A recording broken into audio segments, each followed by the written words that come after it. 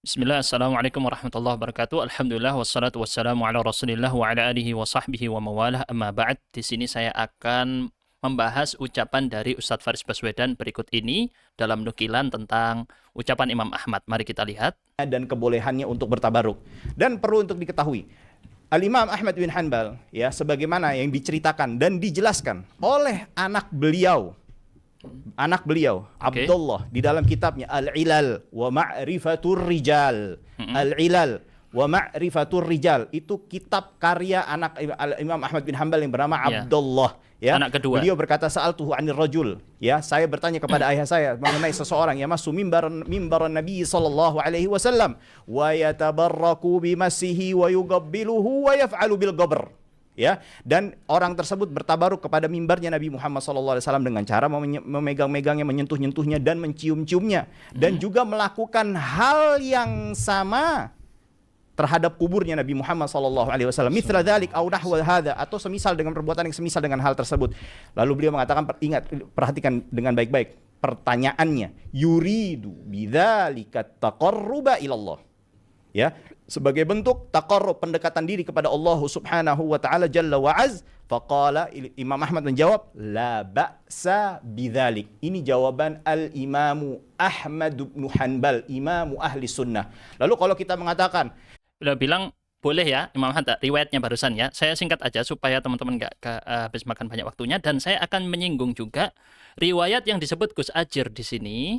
Teman-teman bisa lihat ya, yang Sayyidina Abdullah bin Umar memerintahkan tabaruk dengan wadi. Wadi ini lembah. Oke. Dan menyebut ucapannya Ibnu Abdul Bar. Nih, saya akan sebutkan semua. Perhatikan baik-baik. 3 hal ini, ucapan Imam Ahmad, kemudian tentang tindakan Abdullah bin Umar, kemudian juga penjelasan Ibnu Abdul Bar. Baik, semuanya di sini kita akan bahas. Dan teman-teman, seperti biasa saya pakai menggunakan PowerPoint berikut, ya, supaya teman-teman juga bisa download. Saya transparan, terbuka. Siapapun yang mau menggunakan materi ini, ya, mau dibikin file apapun, mau dibantah, mau dikritik, siapapun bisa download di deskripsi video. Silahkan. Ilmu, teman-teman, tidak untuk ditutup-tutupi. Maka ini izin saya sampaikan kritik ilmiah. Ntar kita turunkan dulu nadanya supaya tidak terlihat emosi. Kita santai dulu ya. Untuk beliau berdua, Ustadz Faris Baswedan dan Gus Ajir Ubaidillah, semoga Allah menjaga kita semua dan juga membimbing kita kepada jalan kebenaran. Apakah benar Imam Ahmad bin Hanbal membolehkan tabaruk pada kuburan? Dan apakah Ibnu Umar radhiyallahu anhuma menganjurkan yang tadi lebih khusus, ya, itu ya, yang lembah-lembah? Kalau Ibnu Umar melakukannya di lokasi-lokasi tempat Nabi, itu memang riwayatnya benar, ya, riwayatnya benar. Tapi yang kita singgung, bagaimana sebenarnya Ibnu Umar dalam bersikap kepada kuburan Nabi. Ini spesifik loh ya. Mohon Gus Ajir jangan nanti kemudian antum menyampaikan bantahan, ya, atau balasan atau jawaban. Ibnu Umar loh begini. Iya betul, Ibnu Umar memang menelusuri, istilahnya napak tilas, tempat-tempat dulu Nabi singgah. Betul itu, kita tidak pungkiri. Tetapi lihat bagaimana Abdullah bin Umar bersikap kepada kuburan Nabi Shallallahu Alaihi Wasallam. Kita lihat di sini. Baik, pertama, nukilan yang dimaksud oleh Ustadz Faris Baswedan tadi di kitab Al-Ilal, teman-teman bisa lihat di sini ya, di mana Imam Ahmad ditanya, putranya ini yang meriwayatkan, ya, Abdullah bin Ahmad bin Hanbal bertanya kepada ayahnya, bagaimana dengan menyentuh mimbar tempat Nabi berceramah, berkhutbah, disentuh, dicium, lalu dilakukan yang semisal pada makamnya Nabi, dengan tujuan untuk mendekatkan diri kepada Allah. Maka Imam Ahmad menjawab, la ba'sa bidzalik, tidak mengapa dengan hal itu. Baik, riwayat ini valid memang dari Abdullah bin Ahmad ibn Hanbal. Kita tidak bahas tentang validitasnya. Tetapi kita fokusnya bukan di Abdullahnya, rahimahullah, tapi di Imam Ahmadnya. Apakah benar pendapat Imam Ahmad ini seperti yang dinukil? Bisa jadi kan ini ada pembahasan yang panjang di ilmu manuskrip, makhtutat, segala macam. Tapi saya tidak mau nyinggung ke sana. Kita akan fokus melihat konsistensi pendapat Imam Ahmad bin Hanbal dalam masalah ini gitu. Kita kan harus cek konsistennya kan ya. Nah, di sini kita lihat ternyata riwayat ini janggal dari 5 sisi. Pertama, ini sebenarnya rangkuman dari semua materinya ya. Dia bertentangan dengan riwayat-riwayat murid Imam Ahmad bin Hanbal yang justru melarang tabarruk dalam bentuk mengusap-ngusap, mencium-cium pada kuburan. Dilarang mendekap, memeluk. Yang kedua bertentangan dengan riwayat Abdullah sendiri, putranya Imam Ahmad sendiri, ya, yang menukil Sufyan bin Uyainah melarang di hadapan Imam Ahmad dan beliau tidak menegurnya, tidak mengingkarinya. Yang ketiga, ini bertentangan dengan riwayat Imam Ahmad yang lainnya dalam kasus yang serupa dalam masalah mengusap pojok-pojokan Ka'bah dan mencium mushaf. Dan yang keempat bertentangan dengan pendapat ulama madhab Hambali. Nanti kita nukil ini karena Ustadz Faris Baswedan banyak menggunakan referensi madhab Hambali ini ya. Makanya perlu kita sebutkan ini, apalagi ini madhabnya Imam Ahmad bin Hanbal yang kelima bertentangan secara fakta historis. Walaupun yang kelima ini nggak terlalu terkait secara langsung, ya, tetapi dia lumayan bisa menambah pembuktian tentang masalah ini. Pertama, riwayat murid-murid Imam Ahmad bin Hanbal yang lainnya. Mari kita lihat riwayatnya Abu Bakar Al-Athram dari kitab Al-Masail Al-Fiqhiyah. Maunya saya cantumkan gambar kitab-kitabnya di sini, tapi nggak apa-apa, nggak usah ya, supaya waktunya lebih cepat. Mungkin teman-teman nggak kelihatan, saya akan perbesar sedikit. Nih sebentar ya, maaf mengganggu sebentar. Ini saya atur displaynya. Aduh, pencet yang tadi. Baik, Abu Bakar Al-Athram ini murid dekatnya Imam Ahmad bin Hanbal. Dan beliau menukil dalam yang sebenarnya dinukil oleh Abu Ya'la, Ibnu Qudamah tentang perkara ini saat ditanya apakah makam Nabi SAW yumassu wa yutamassahu bihi, boleh nggak disentuh atau diusap? Ma'arifu hadza. Lihat, Imam Ahmad ini orangnya memang sangat menunggu dalil. Aku nggak tahu ada dalil yang membahas masalah ini. Ini nggak ada dasarnya, istilahnya gitu. Kok bisa? Maksudnya, ma'arifu hadza, aku nggak tahu. Ini kaitannya dengan setelahnya. Mari kita lihat bawahnya ya. Fal mimbar, lalu bagaimana dengan mimbar? Ammal mimbaru fana'am. Adapun mimbarnya Nabi, boleh. Qad ja'a fihi, telah ada riwayat yang menyebutkan dalam masalah mengusap, menyentuh mimbarnya Nabi SAW. Dan kita tahu di dalam mazhab Hambali memang pendapat para sahabat itu adalah dalil. Dan jika para sahabat melakukannya itu mereka pakai. Tapi kita tidak bahas panjang tentang kasus pendapat para sahabat di mazhab Hambali karena ada rincian-rincian yang nggak bisa kita bahas di sini. Nah, kita lanjut. Kita lihat lagi lanjutan riwayatnya. Ini masih lanjutan riwayatnya Abu Bakar Al-Athram. Disebut dalam Al-Masail Al-Fiqhiyah min Kitabir Riwayatain wal Wajhain, karya Abu Ya'la Al-Farra. Ini imam mazhab Hambali. Al-Qadi, kalau disebut Al-Qadi pasti beliau yang dimaksud.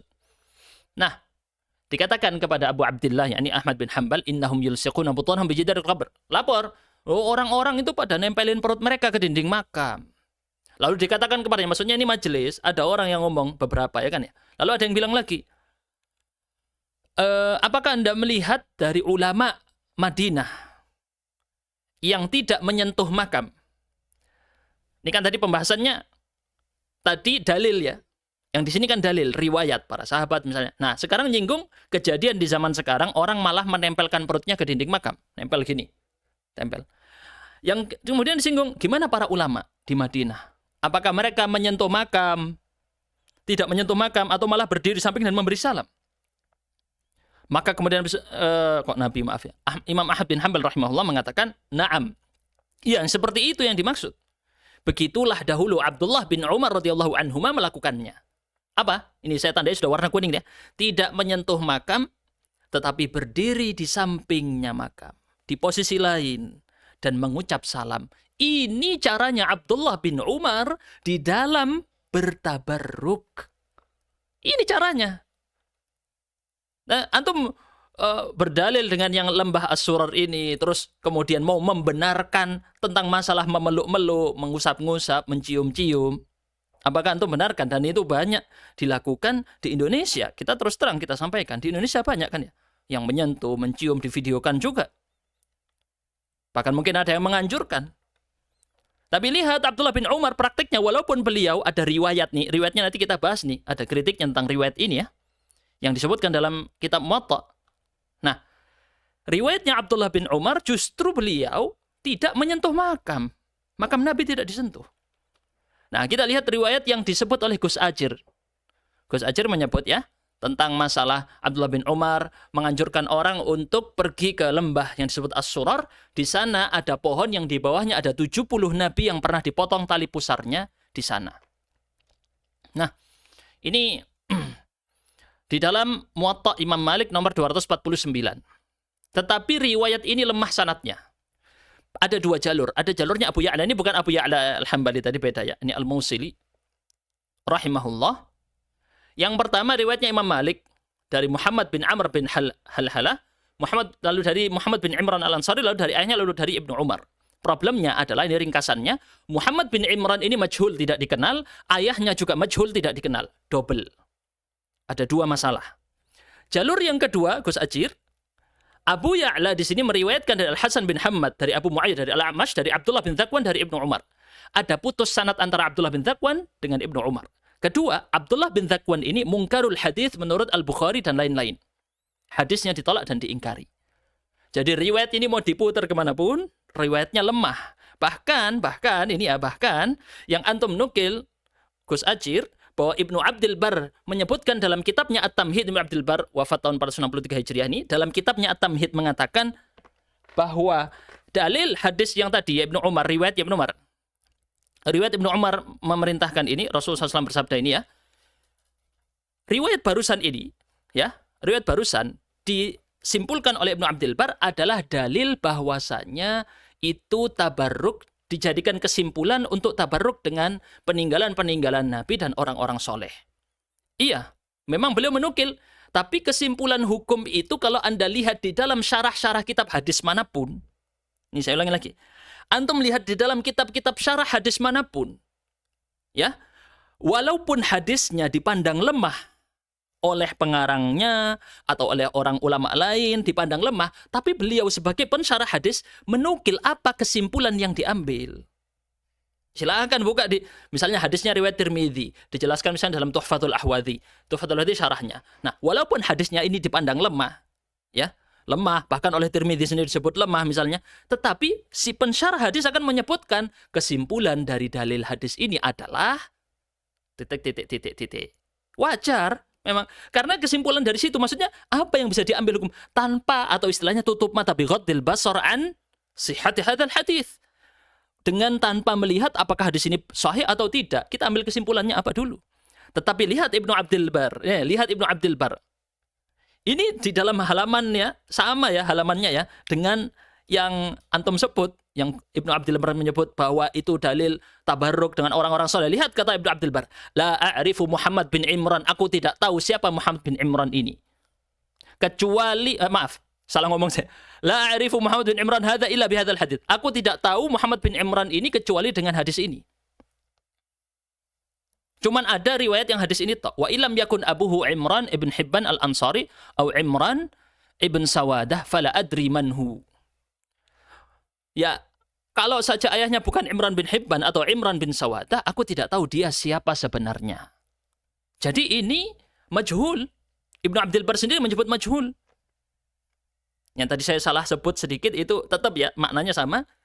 Ibnu Abdul Bar menilai Muhammad bin Imran dan ayahnya majhul, tidak dikenal. Oh, bukan Ibnu Abdul Bar sendiri. Siapa lagi yang menilai?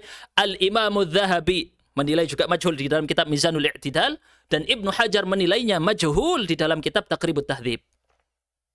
Tidak dikenal. Riwayatnya lemah, Ustaz. Mohon Gus Ajir, kita mengkritiki semua ini. Jangan antum tampilkan semua riwayatnya ya, kelihatan seolah-olah di depan masyarakat, di depan umat, para sahabat bertabarruk, menganjurkan tabarruk. Tapi ternyata setelah kita telusuri semua riwayatnya lemah, riwayatnya bermasalah, dan juga bahkan prakteknya kepada kuburan tidak seperti itu.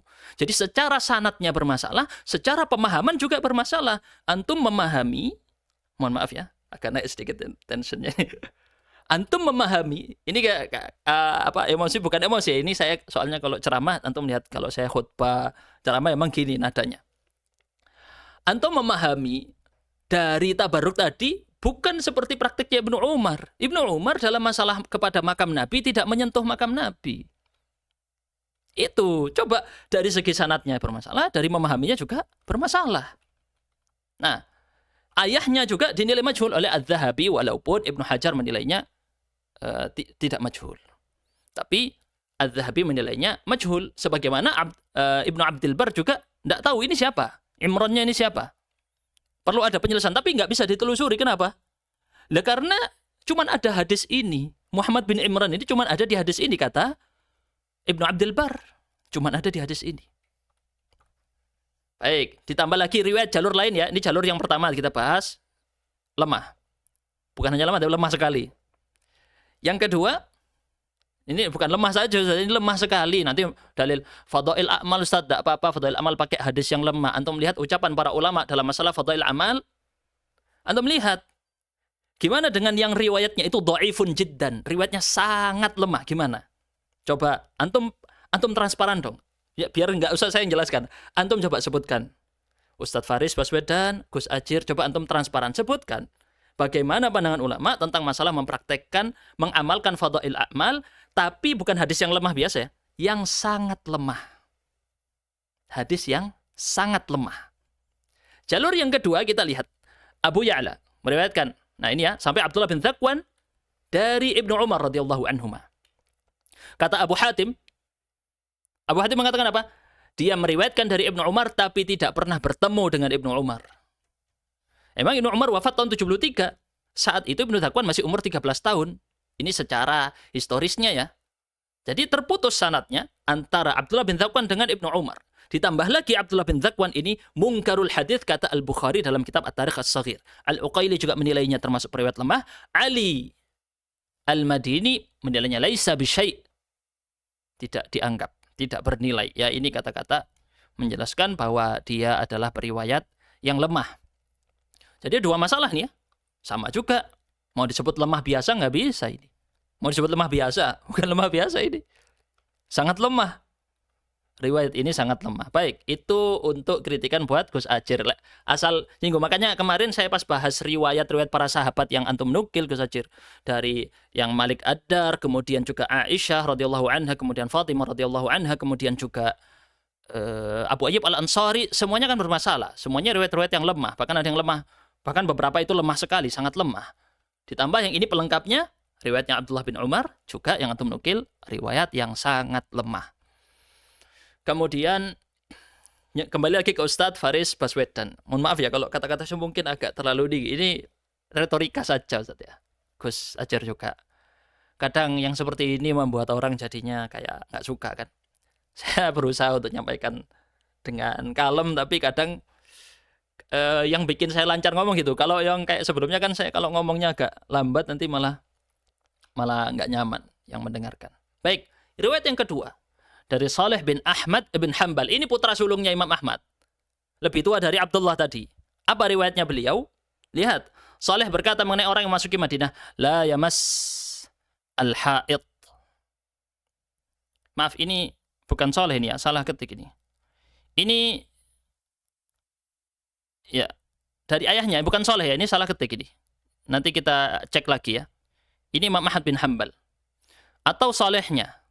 Tapi seharusnya dari ayahnya, ini salah ya, salah ketik. La yamassal ha'id. Dalam Masail Imam Ahmad soalnya ini ya, riwayat putranya Saleh. La yamassal ha'id wa yada'u yadahu ala rummanah. Tidak dia menyentuh dinding makam, tidak pula meletakkan tangannya pada pegangan di mimbar. Wal maudhi', dan tidak pula menyentuh pada tempat Nabi dulu pernah duduk. Wala yuqabbilul ha'id, dan tidak mencium dinding makamnya. Ini yang riwayatnya Saleh ini lebih cocok dengan fakta historisnya nanti di poin yang kelima, bahwa bahwa kuburan Nabi itu sudah didindingi, ditutupi dinding. Sedangkan kalau versinya Abdullah tadi ya, langsung menyebut kuburannya tidak ada dindingnya. Langsung menyebut kuburannya. Sedangkan ini bertentangan dengan fakta historis. Justru yang lebih cocok adalah riwayatnya Saleh bin Ahmad bin Hanbal. Baik. Kemudian riwayat Abdullah bin Ahmad bin Hanbal. Bentar, saya agak khawatir ada salah ya untuk yang tadi. Tapi kemungkinan ini ucapannya Imam Ahmad bin Hambal bukan ucapan Saleh. Ini ada salah penerjemahan ya di sini ya. Ada salah penerjemahan. Baik. Kesimpulannya. Tapi boleh dikoreksi yang ini ya tentang riwayatnya Saleh bin Ahmad bin Hambal. Riwayat Abdullah bin Ahmad bin Hambal bertentangan dengan dua riwayat. Abu Bakar Al-Athram murid dekat beliau dan Saleh putra sulung beliau. Bertentangan maknanya. Yang kedua, praktek yang sebenarnya dalam masalah kuburan, Imam Ahmad menyuruh seperti Ibnu Umar, tidak menyentuh makam. Tidak menyentuh makam Nabi. Perintahnya yang benar dari Imam Ahmad bin Hambal. Lalu kemudian Ibnu Umar riwayatnya tadi riwayat yang lemah dalam menyuruh tabarruk dengan lembah As-Surar. Ya kalau dikatakan tabarruk itu kan kesimpulan hukumnya. Kesimpulan hukumnya. Baik, semoga jelas tentang kesimpulan ini. Kita lanjut karena waktu kita sangat terbatas.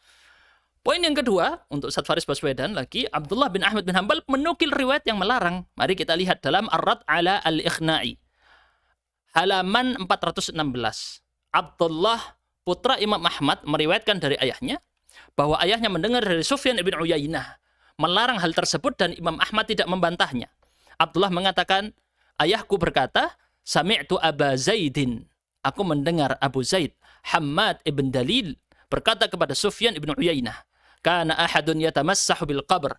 Apakah dulu ada orang yang mengusap-ngusap makam? Maksudnya dari para ulama terdahulu, tabi'in, sahabat. Qala la, tidak ada. Wala yaltazimul qabr. Tidak pula dia merangkul, iltizam, merangkul, memeluk, mendekap makam tersebut. Peluk-peluk. Yang kenyataan di lapangan seperti itu. Kenyataan di lapangan kita, bahkan di luar Indonesia juga seperti itu. Kata Sufyan bin Uyainah, tidak boleh. Jelas dia. Ini Imam Ahmad malah menukil. Ini Imam Ahmad yang menceritakan. Baik, berarti ini riwayatnya Abdullah sendiri ya. Nah, lanjut. Imam Ahmad melarang tentang hal ini di kasus yang mirip, walaupun tidak persis benar dengan makam. Ishaq Al-Kausat pernah bertanya kepada Imam Ahmad bin Hambal, dinukil dalam Masail Al-Imam Ahmad wa Ishaq ibn Rahawayh. Qultu yastalimul arkan kullaha. Aku berkata, aku bertanya, apakah seseorang mengusap semua pojokan Ka'bah, pojokan-pojokannya? Qala la, tidak. Illal yamani wal hajar. Kecuali rukun Yamani dan Hajar Aswad. Karena itu yang ada dalilnya. Imam Ahmad berhenti pada yang ada dalilnya. Nggak ada dalilnya ditinggal. Antum kalau belajar dari semua mazhab Hambali memang seperti itu. Di mazhab Hambali terutama riwayat-riwayat Imam Ahmad kayak gitu. Kalau ada dalilnya dilakukan. Nggak ada dalilnya stop. Nih kita lihat lagi. Tidak ada dalil yang menunjukkan tentang masalah mencup mushaf. Dinukil oleh Ibnu Taimiyah rahimahullah dalam Mukhtasar Al-Fatawa Al-Misriyah. Imam Ahmad ditanya tentang mencium mushaf. Beliau menjawab, ma sami'tu fihi syai'an. Aku tidak pernah mendengar satu riwayat apapun tentang itu. Mencium mushaf. Tidak ada. Anda dikatakan tabarruk dengan mushaf, tabarruk. Tabarruk dengan pojokan Ka'bah. Ka'bah sudah jelas. Ada keberkahan di sana, sangat jelas. Mushaf ada keberkahan, jelas. Tetapi jika tidak ada dalilnya dalam mengalap berkah, mencari berkah tadi. Kalau tidak ada dalilnya, stop. Itu yang diajarkan Imam Ahmad bin Hambal, Ustaz Faris. Baik. Yang keempat, kita lihat pendapat para ulama mazhab Hambali. Ibnu Qudamah sudah jelas. Imamul Madhab ini sudah. Di zamannya beliau yang mu'tamad. Ibnu Qudamah dan juga Majduddin Abul Barakat Abdus Salam, kakeknya Syekhul Islam Ahmad bin Abdul Halim bin Abdus Salam bin Taimiyah. Ibnu Qudamah rahimahullah apa ya? Beliau mengatakan dalam Al-Mughni, la yustahabbu, tidak disunnahkan, tidak dianjurkan, at-tamassuh, mengusap-ngusap dinding makam Nabi SAW, wala taqbiluhu, tidak pula menciumnya. Qala Ahmad, Ahmad berkata, ma'arifu hadha, aku tidak mengetahui hal ini, maksudnya ada dalilnya, aku tidak tahu ada dalil tentang ini. Qala Al-Athram, kata Al-Athram yang tadi Abu Bakar ya, ra'aitu ahlal ilm, aku melihat para ulama dari penduduk Madinah, la yamassuna qabran Nabi SAW, mereka tidak mengusap atau bahkan menyentuh, tidak menyentuh kubur Nabi SAW. Al-Mardawi, antum tahu Al-Mardawi, beliau yang muharrir yang merapikan mazhab Hambali dan sebelum lupa saya nggak menyebutkan wafatnya ya, sini Ibnu Qudamah wafat sekitar antara 500 ya kalau nggak salah, sekitar 500-an Hijriyah atau mungkin 600, sekitar itu. Al-Mardawi ini sekitar 800-an Hijriyah. Beliau juga yang mengumpulkan riwayat-riwayatnya Imam Ahmad lalu dipilih mana kemudian yang mu'tamad jadi pendapat resmi madhab dan seterusnya. Setelahnya nanti Al-Buhuti, setelahnya beliau Al-Buhuti. Baik. Al-Mardawi rahimahullah, la yustahabbu, tidak dianjurkan, sama juga perkataannya, ala sahihi minal madhab, ini pendapat yang resmi, yang sahih dari madhab. Apakah Al-Mardawi tidak tahu riwayat Abdullah tadi? Tahu. Beliau, kalau antum melihat di dalam kitab Al-Insaf fi ma'rifatir rajihi minal khilaf, itu beliau mengumpulkan riwayat-riwayat Imam Ahmad, dicari, ditelusuri. Mana yang sahih, mana yang tidak sahih, mana yang jadi pendapat resmi madhab. Lihat pendapat resmi madhab Hambali apa? Tidak dianjurkan mengusap-ngusap kuburan Nabi. Lalu berkata dalam Al-Mustaw'ib, disebutkan Al-Mustaw'ib, bal yukrah, tetapi bahkan dimakruhkan, dibenci. Ngusapnya, kalau ada niat, nambah lagi. Maksudnya ada niat sampai dalam tahap.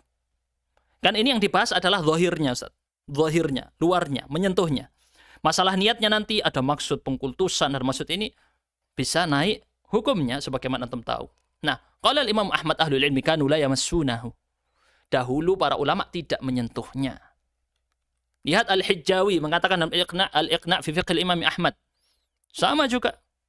Tidak disentuh kuburan Nabi, tidak sentuh dindingnya, tidak pula menyentuhkan dadanya ke sana, tidak pula menciumnya. Dan ini menyelisihi fakta historis. Nukilan Abdullah yang tadi di dalam kitab Al-Ilal, beliau tidak menyebut dinding, beliau menyebut langsung kuburan. Sedangkan kuburan Nabi ada di dalam dinding. Ini yang warna biru, garis biru ini adalah dinding kamarnya Aisyah. Yang garis merah ini sudah dibangun di zaman Umar bin Abdul Aziz, sebagaimana disebutkan dalam kitab ini. Dan antum sudah tahu ini di kitab-kitab semua, sudah dijelaskan di kitab-kitab sejarah, memang ada perluasan di zamannya Al-Walid bin Abdul Malik, lalu kemudian yang menjadi gubernur Madinah saat itu adalah Umar bin Abdul Aziz.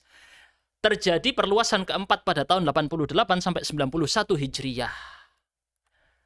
Yang gedung, tembok yang bentuk segi lima, yang warna merah, walaupun ini ada 6 sudutnya, tapi kita sebut aja segi lima.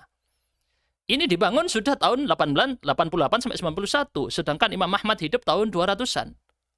Maksudnya akhir hidupnya tahun 200-an.